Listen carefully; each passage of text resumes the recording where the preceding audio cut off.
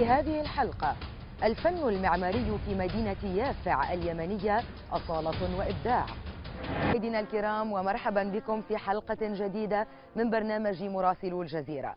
نستهل حلقتنا من اليمن حيث تتميز العمارة هناك بأنماط مختلفة من البناء، ومنها العمارة التقليدية في مدينة يافع.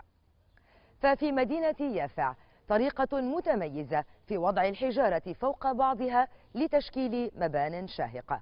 حمدي البكاري يقربنا من هذا الجانب الجمالي في فن العمارة في يافع.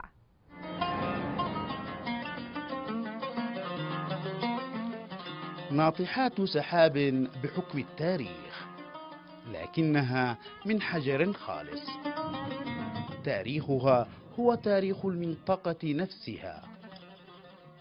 هنا تكمن واحدة من أشهر وأقدم مناطق اليمن، ولعل هذا المعمار الفريد المثير للدهشة خير شاهد على خصوصية المكان وإبداع الإنسان.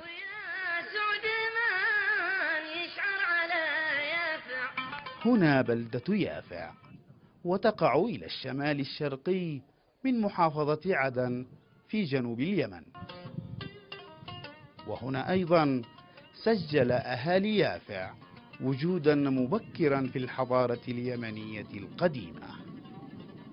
يقول عنها مؤرخون إنها كانت موطنا قديما للحميريين، وهذا هو معمارها ظل محافظا على فرادته لقرون. في جبال شاهقة الارتفاع على هذا النحو تبدو مباني يافع كما لو أنها مغروسة في الصخر. يتوزع عشرات آلاف السكان على مديريات في محافظتي لحج وأبين. المبنى هنا لا ينفصل عن المعنى، والمعنى له علاقة بالتحصين الأمني لمواجهة أي خطر محتمل.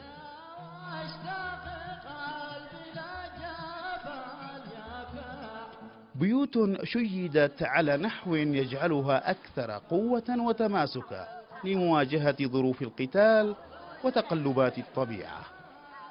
الإبل أو الجمال كانت تطلع بحكم كان هناك الاقتتال القبلي قديما، وكانت هذه الجمال تطلع محملة بالبضائع من أسفل البيت وحتى أعلاه لتنزل البضائع بأمان دون أن يراها العدو، وتكون في مأمن داخل هذه الحصون. للسلم حضوره أيضا بطريقة تستدعي الموروث الشعبي والخصوصية الثقافية والتمازج الحضاري. فواصل وزخرفة وتلوين متنوع، ثم هذه الزوائد في أعلى المبنى. لا يطلق وصف المعمار اليافعي على مبنى دون وجود هذه الزوائد، واسمها هنا التشاريف، ومعناها مأخوذ من تشريف المبنى واكتماله. وعلميا يقال إنها تحمي المنزل من الصواعق وتقوم بتشتيتها. الاعتماد على الحجر الخالص هو سر تفوق العمارة اليافعية، وهو ما يطيل عمرها الافتراضي إلى أكثر من 800 عام. يبدو معها الأهالي كما لو أنهم ينحتون من الجبال بيوتا.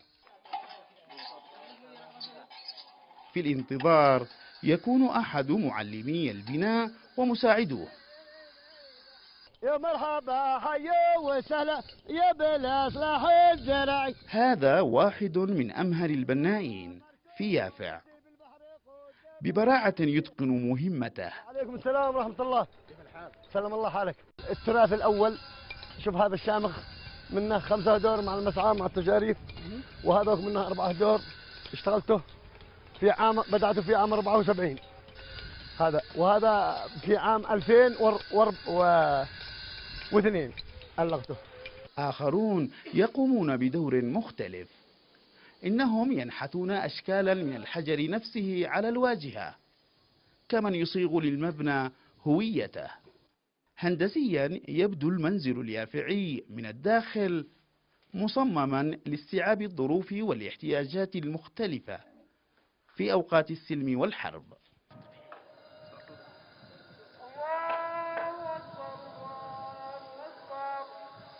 صبغ أهالي يافع فنهم المعماري على المساجد أيضا، وبطريقة لا تخفي الدور الذي لعبته يافع وقبائلها في الفتوحات الإسلامية. يفاخر سكان يافع بفنهم المعماري وتاريخه الموغل في القدم، ويكرسون أموالهم وجهودهم للحفاظ عليه والتباهي به. لكن السلطات يبدو أنها لا تولي اهتماما بهذا التراث، كما هو الحال هنا في اندثار بعض المعالم الأثرية. لم يحظى الفن المعماري اليافعي بدراسات كافية تسبر أغواره، كما أن المناطق الحاضنة له لم تدرج ضمن الاهتمامات السياحية وتغيب عنها خدمات كثيرة، ما زاد من معاناة سكانها. هذا الفن المعماري النادر يحتاج إلى اهتمام أكبر من قبل الجهات المعنية للحفاظ على خصوصيته، اهتمام إذا حدث ربما يؤهل مناطق يافع للدخول في قائمة التراث العالمي. حمد البكاري لبرنامج مراسلو الجزيرة من منطقة المحجبة، يافع، جنوب اليمن.